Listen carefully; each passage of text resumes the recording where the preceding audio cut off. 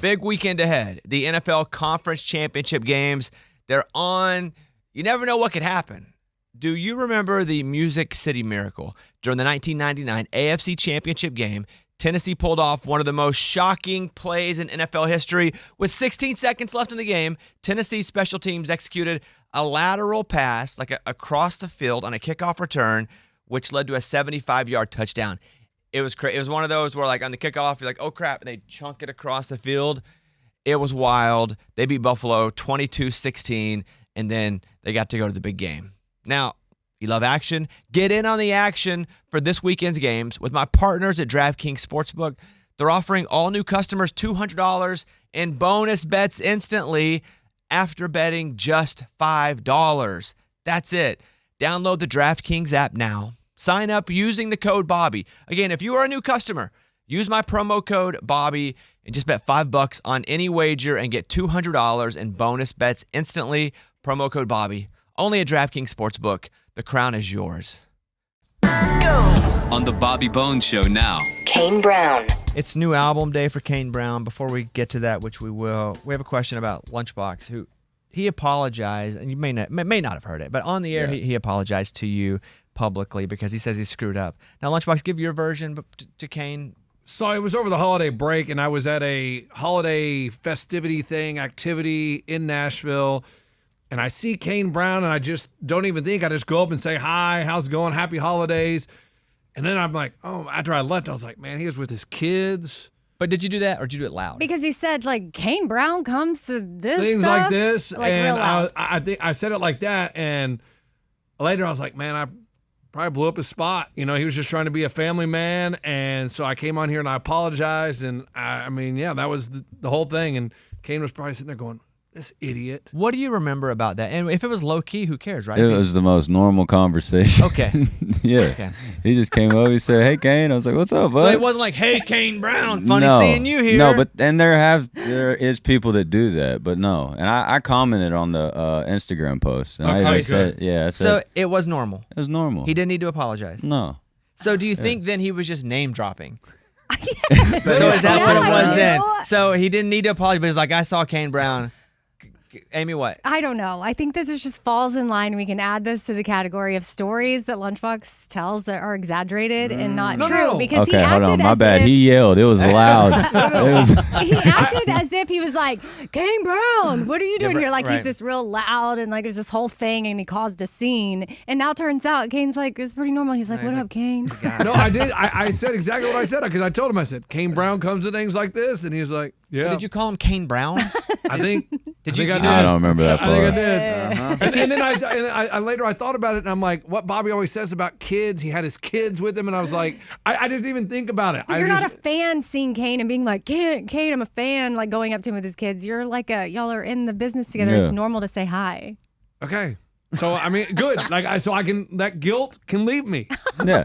Because he feels a lot of guilt. I think Oh, he no just guilt. lied for a good story, Yes. and then now that's what it is. Okay. What were you guys doing? Just taking the kids to do what? Look at trees or something? Man, it turned out to be so bad.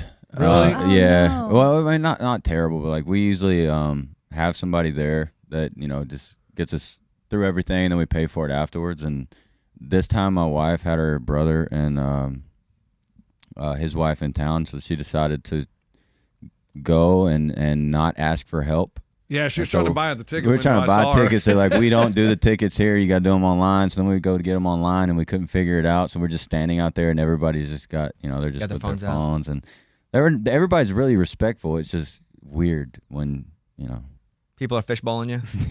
like, what face am I making right now? Do you get that at restaurants if you eat somewhere where people are recording you the whole time? Or do you not go out to eat anymore?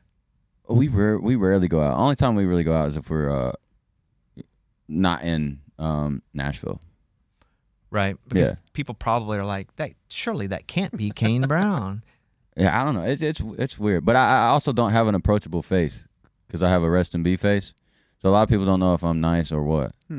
Oh. Yeah, I feel like you're a very quiet guy. Yeah. I get, people will think that I'm a jerk because I just feel like nobody wants to talk to me. So Yeah, and so you don't so I approach don't them. never. Yeah, exactly. Never. Yeah. So I just kind of sit and just do my own thing, and then it ends up being like, man, he was kind of a jerk. I was like, Yeah. no, I didn't want to bother anybody. You gotta ask Jelly. Jelly thought I was a dickhead. Sorry, I don't know. I if I thought can that say too but- about you early, but it was just because you were quiet, just so quiet. Yeah, and it was unfair. And it doesn't help that my wife's very chipper and will talk to a tree. You know, That's Makes you look probably good, worse. but that's probably Yeah. good for the relationship in general, though, because you got to have one if you have the other. Like my wife's the same way, very personable, where I'm really not, because I feel like I'm not worthy of anybody's attention.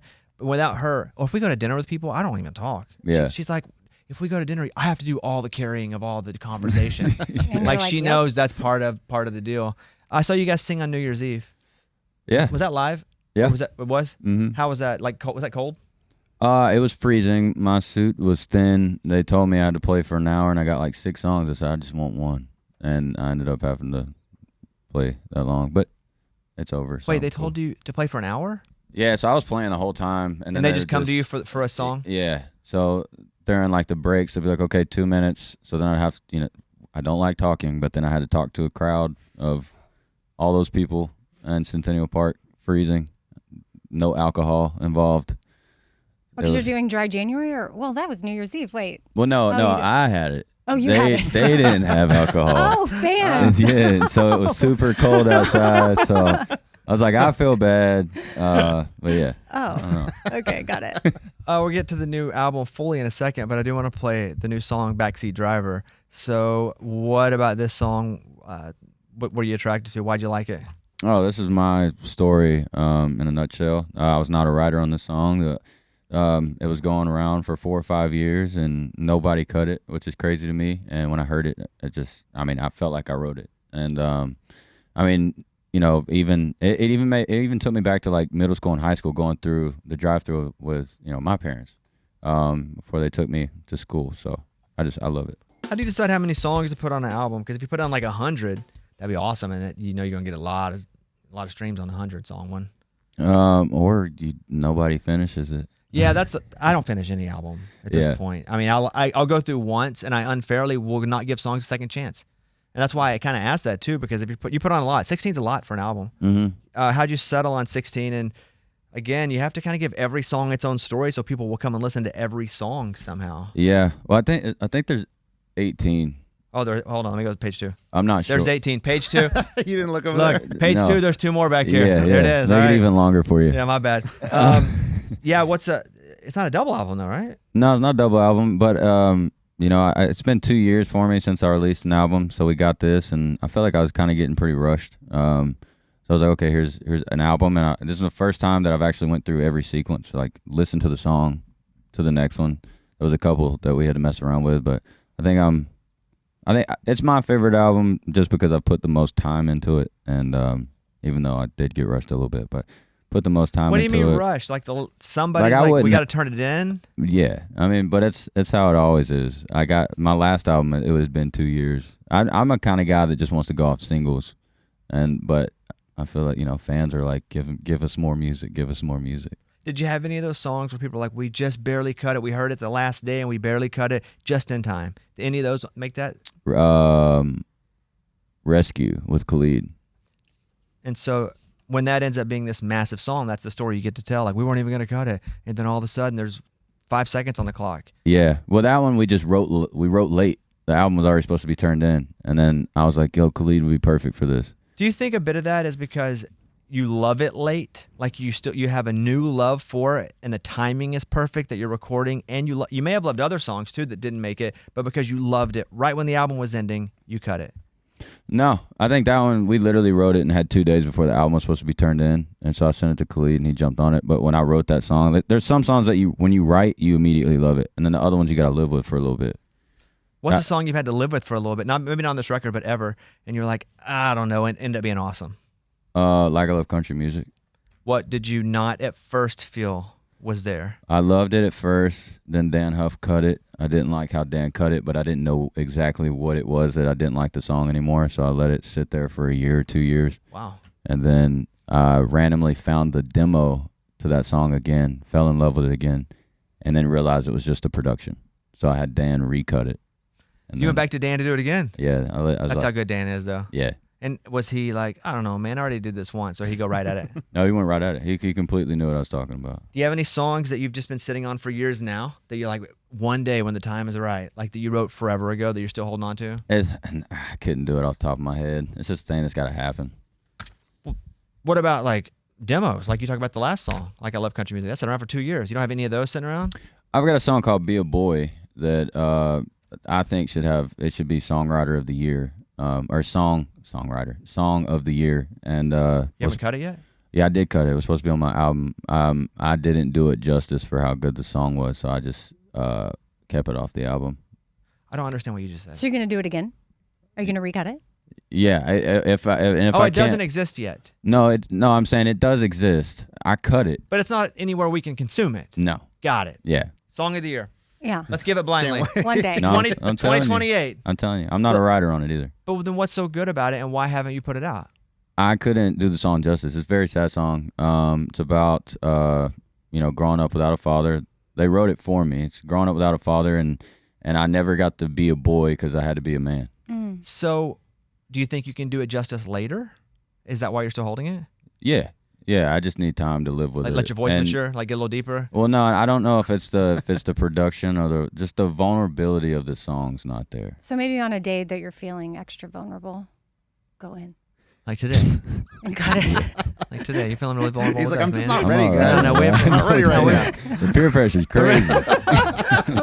Well, we want to hear it. Now I got a camera in my face. Jesus. I'm not ready. Your gym looks pretty good. Is it all colored coordinated in your house? At your house, all orange? Oh no, it's red. I'm Red and black. He's colorblind. I'm colorblind. colorblind as crap. Are you colorblind? Yeah, bad. Did you think that was Hey, are we orange? in a fight, by the way? No, you just don't text me back. No.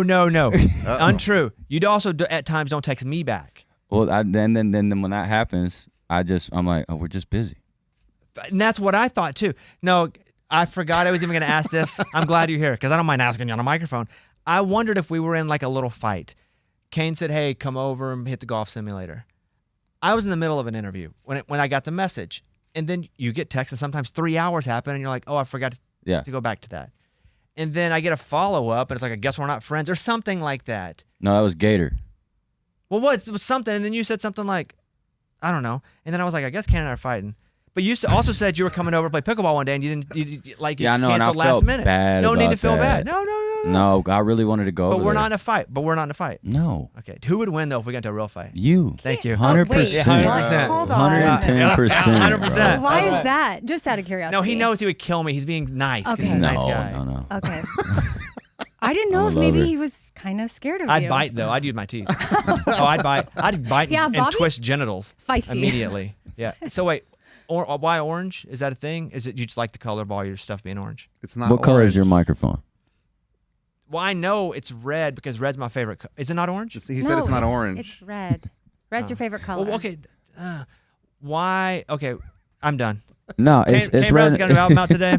It's red and black because Georgia. But Planet Fitness, it was going to be purple because Planet Fitness fitted my Oh, that's cool. gym, so I didn't want the purple. So I said, can we paint it red? Oh, do you have a lunk alarm?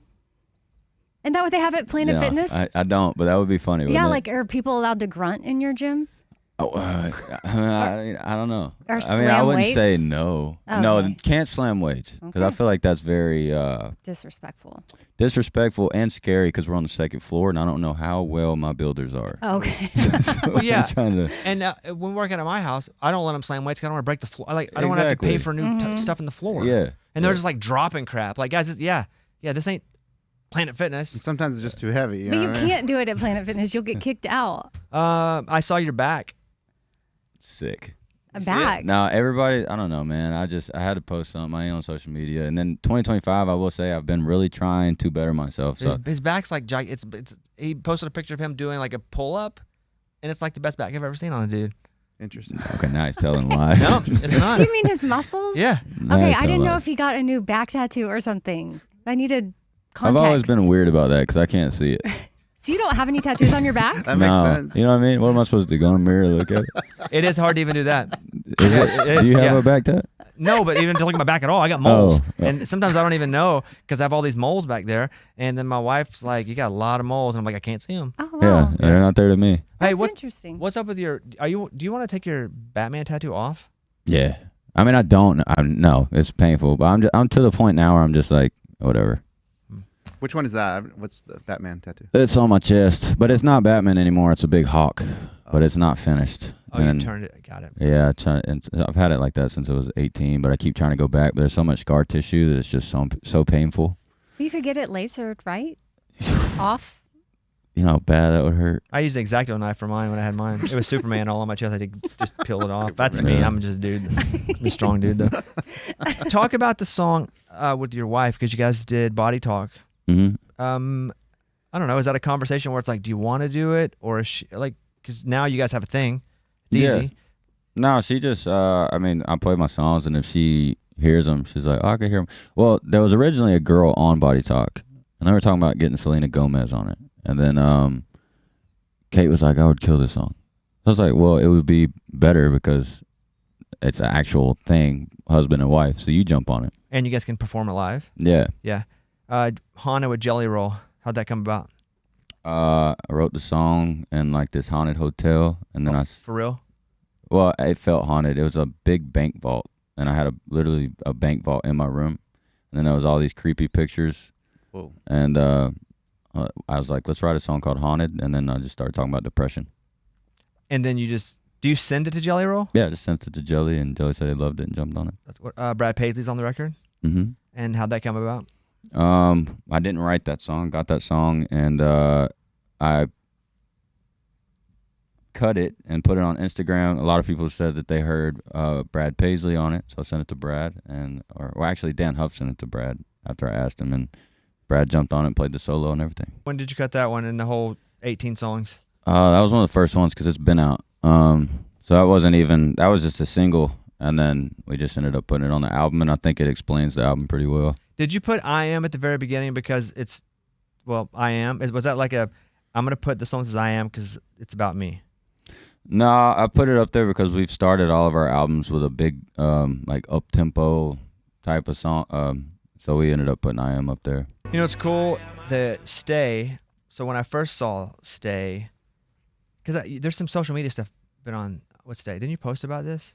Yeah. Yeah, I think that's where I saw it at first. But the writers, you, and also Jennifer Nettles, but because it is Stay. Yeah. It was my mom's favorite song back in the day. Played it all the time. I would just always sing it, and for some reason it was stuck in my head. I just kept singing it, and I'm gonna sound like such an idiot right now, but the Why Don't You Stay? I was like, why didn't she have that in the chorus? And then I went back and listened to it, and I was like, oh, she does. So we wrote the song anyway, and I still ended up falling in love with it. And the funny thing was, Gabe and Jackson that were on it with me, they had no idea that song existed. So I got to introduce them to a new song that wasn't so new. Do you still want to act? Yeah, I have a movie on that we have set up to record with a good friend of mine. Only thing I can really say about that. So you are staying it. You've already done it, or you're no, gonna shoot it? we're waiting for the time, and then maybe I haven't got the right information, and they just said we're not doing the movie anymore or whatever. But the meeting that I had last, which was a couple months ago, said we're just waiting. Do you take acting lessons? No.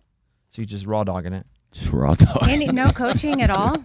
Huh? No coaching at all? No. You don't need it, dude. He just raw dogs that crap. He don't Just go in a mirror and just goes at it. Have you been here since we played that ball game? The softball game? been here. Like, have we done the show since then? Have you been a part of it? I want to say I just played, or I was just here not too long ago, but not. When did y'all get in here? This morning, actually. We built this for you. We leave and go back to the old place tomorrow. November, I think, right? 4 months. Yeah. 3 months. Oh, something then like that. yeah, probably not. But we've been together. So I don't need to like compliment your game-saving play that actually saved You the mean Oh the yeah, we've All-Star. talked about that. We have? Okay. the Yeah. All-Star game? Yeah. Yeah, where Kane Oh, saved our whole yeah. team. No. He hit. Are you kidding? The freaking No, play that at was shortstop? scary though. Yeah, but That was scary. you got MVP. Kane hit a home run over the fence. Why didn't he get it? Oh, because Bobby had an in the park home run, and Bobby had a lot of diving saves. Kane could have easily gotten it, but Kane struck I out his first. struck out. So Dude. I wouldn't No, say this. you need though. to say it because I just want to prove a point here. I want to prove a point. Go ahead. I struck out, right? I've played baseball since I was 3, so I came in this game so confident. I didn't only strike out. This is what happened. So the very first play of the game, I get a pop-up right to me, and I drop it. So right there, my demeanor is at the floor. So then I go up to hit. I strike out. I'm ass. so then now I'm in the infield, or no, I'm in the outfield now. I'm like, please don't hit it to me. Please don't hit it to me. I cannot drop this. So luckily it didn't get hit to me. Well, then I went up to the plate, and everybody on my team, who was it? T.O. Des Bryant, T.O. They're like, oh, and then Dion, they're like, you got this, man. You got this. I walk up. I have 2 strikes. I'm like, I cannot strike out again. Jenny looks at me. She's pitching to me. She's like, you got this. Jenny Finch, who's Jenny like, Finch. yeah. She's like, you got this. She put it in the perfect spot, and I hit it over the fence. And you have Crushed no it. idea. And I swang slow because I was like, I can't strike out.